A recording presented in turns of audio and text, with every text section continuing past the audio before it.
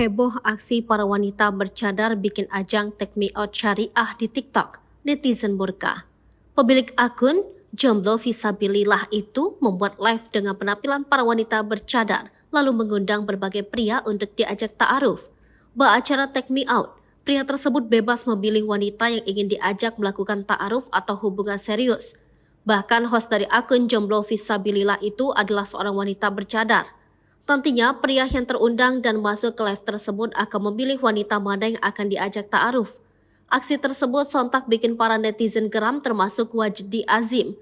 Dikutip dari akun TikToknya, pria tersebut meradang melihat aksi live yang disebutnya menodai kemuliaan wanita bercadar. Dia juga menyindir akun tersebut yang seolah menjual wanita. Aksi wanita bercadar yang tebar pesona agar dipilih dan diajak ta'aruf oleh seorang pria bikin malu. Menurut Wajdi Azim, kelakuan wanita tersebut sama saja menodai harga diri dan mempermalukan diri sendiri. Saking kesalnya, pria tersebut sampai menyebut wanita bercadar yang ikut live di akun Jomblo Visabilillah itu tidak tahu malu.